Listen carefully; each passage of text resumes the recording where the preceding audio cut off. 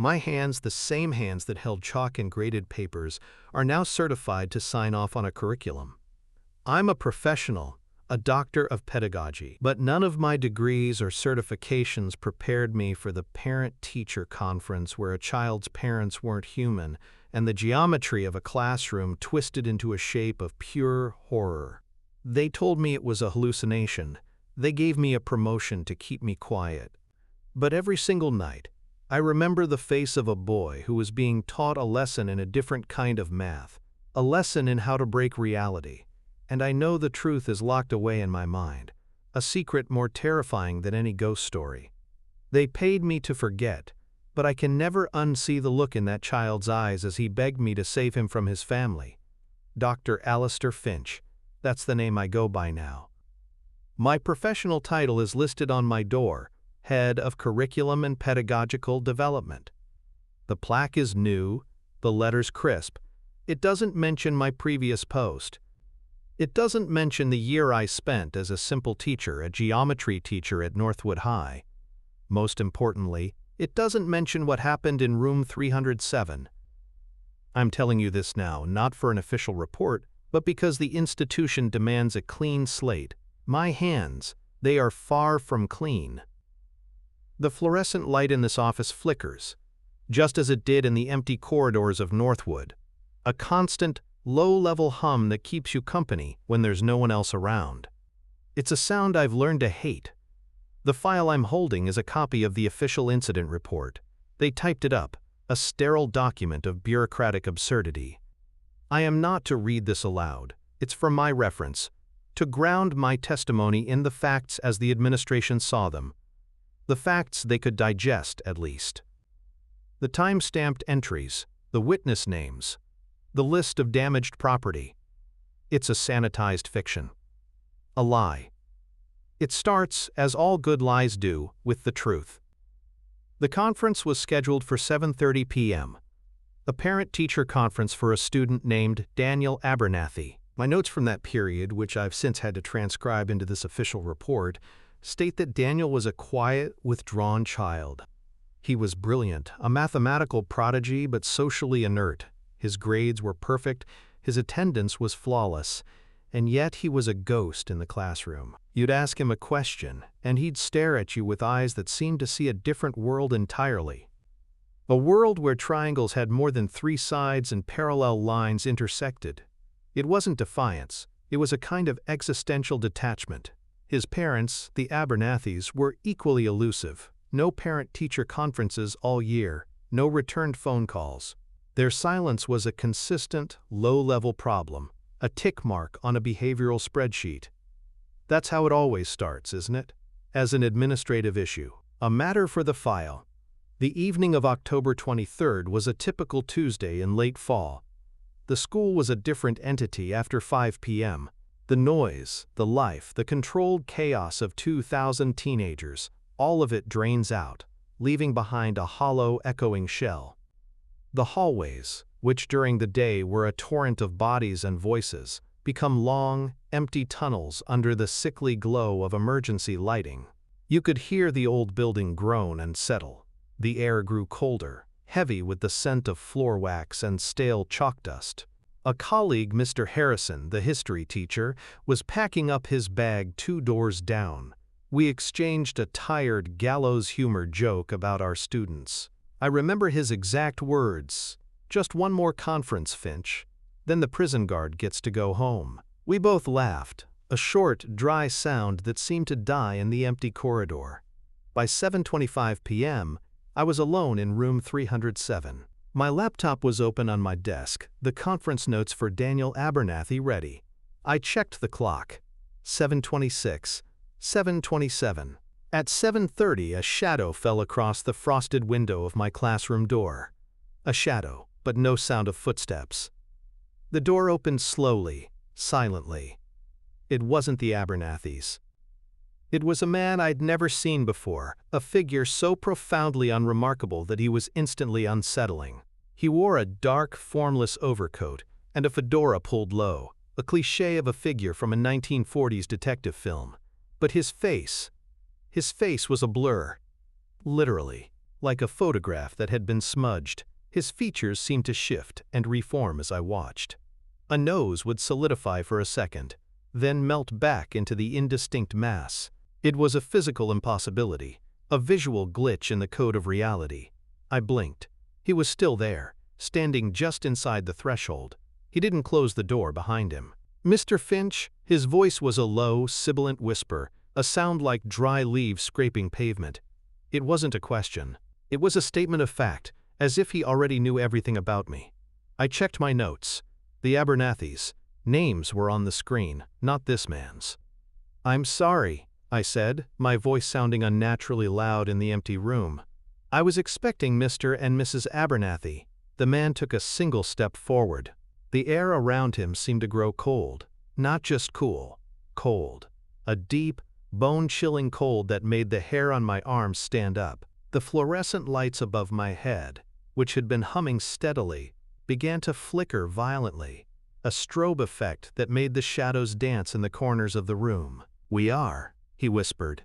I tried to reply, but the words caught in my throat. I looked down at my hands. They were shaking. I looked back at the man. His formless face was closer now, a gaping void in the dim light. Behind him, another figure emerged from the hallway. A woman.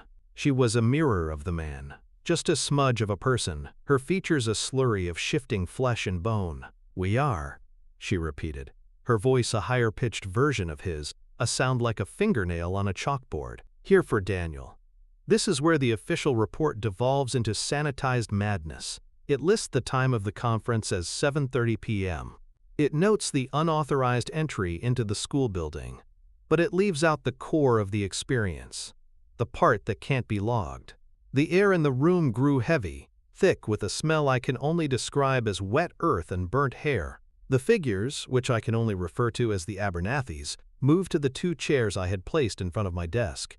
They sat down with a sickening crack of wood, as if the chairs themselves were collapsing under a weight that shouldn't exist.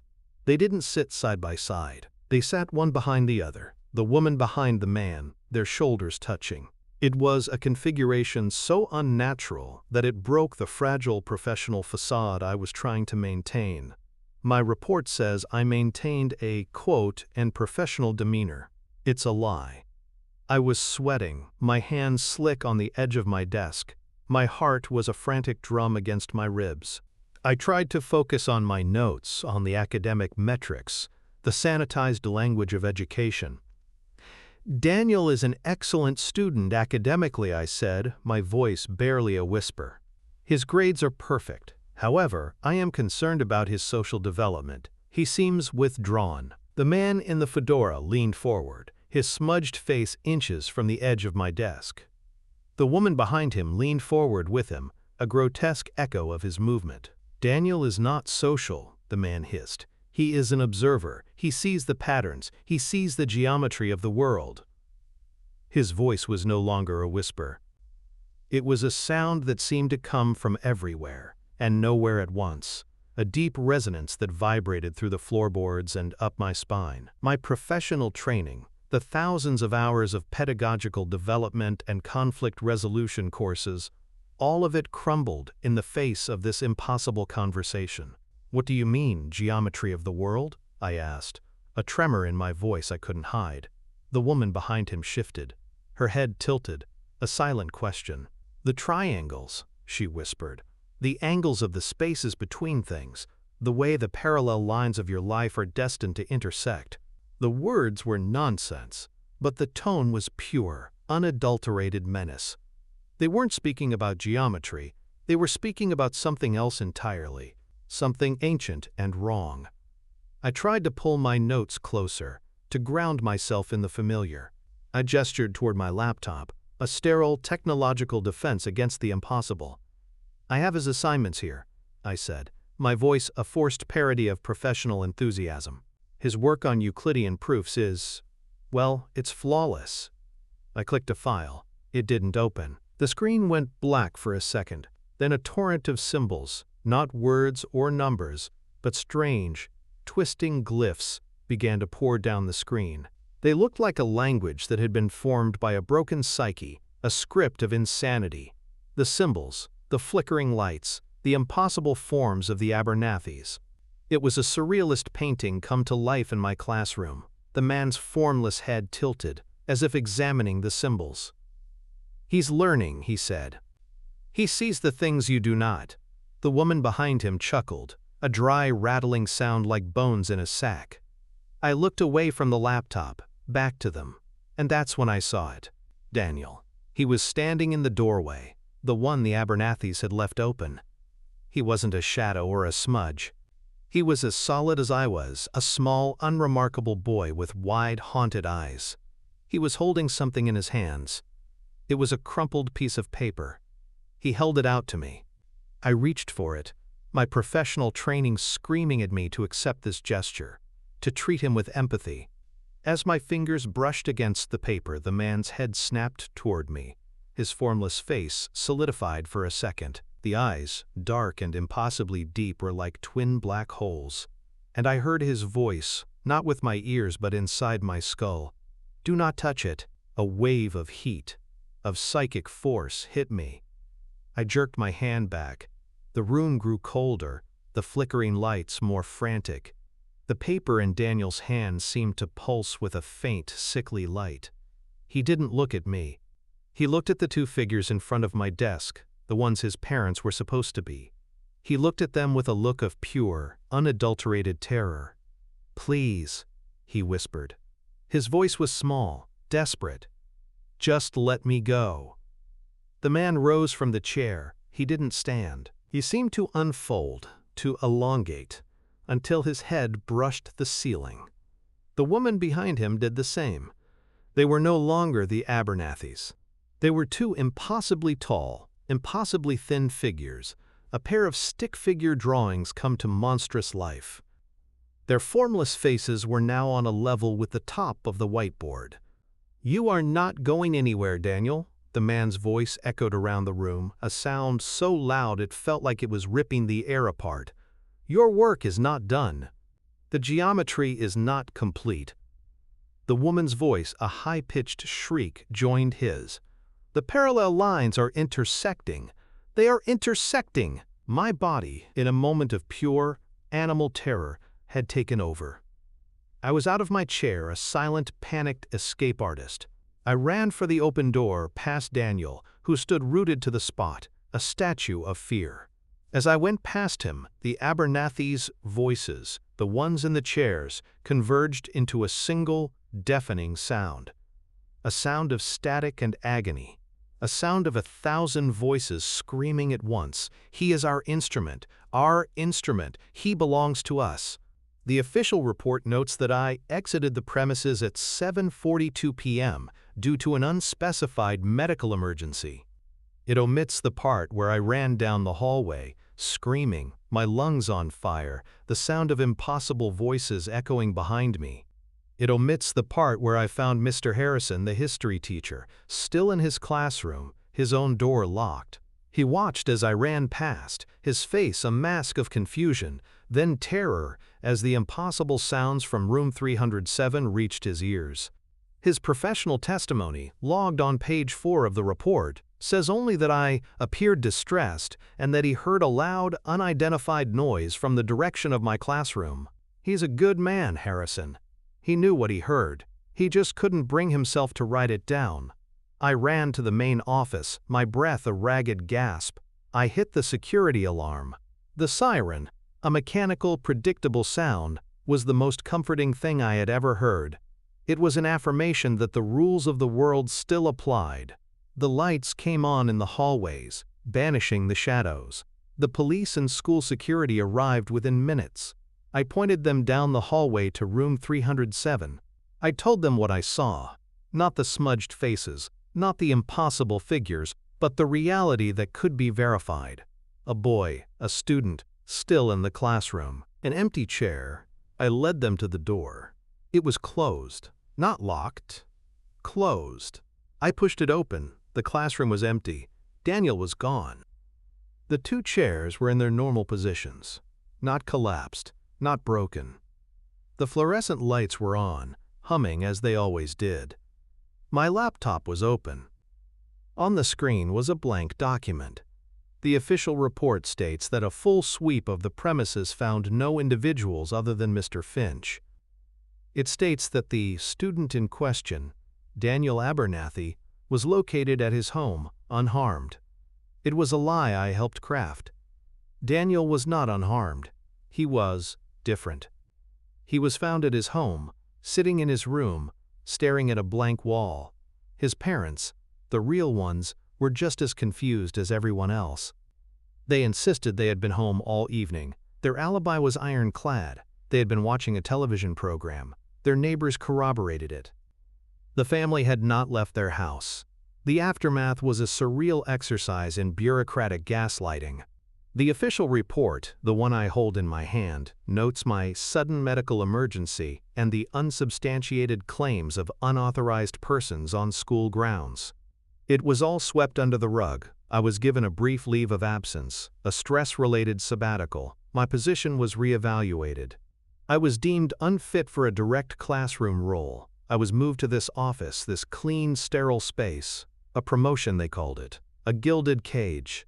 I am a ghost in this institution now. The other teachers, they look at me differently. They see the man who had a nervous breakdown, the man who saw things that weren't there. Harrison, my colleague, he's the only one who looks at me with a kind of knowing sadness. He heard the sound, he just can't say it aloud.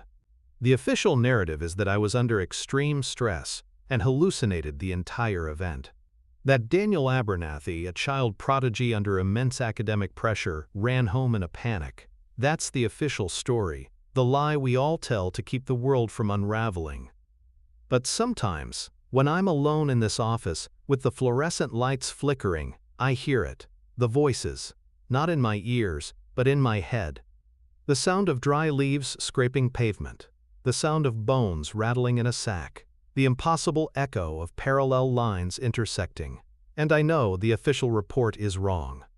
Because Daniel Abernathy's parents did come to the parent-teacher conference, they just weren't from here.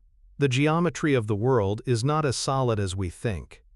The lines we use to define our reality, they can be corrupted. And some people, some children, are instruments for that corruption. I am a professional. I have a degree in education. I have a doctorate. But my professional competence is a thin mask over a deeper truth. A truth that started with a mundane parent-teacher conference and ended with a horrifying revelation.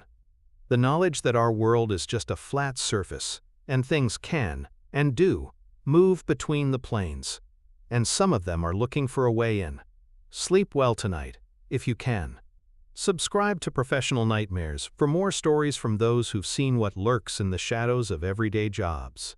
Your next nightmare is just one click away.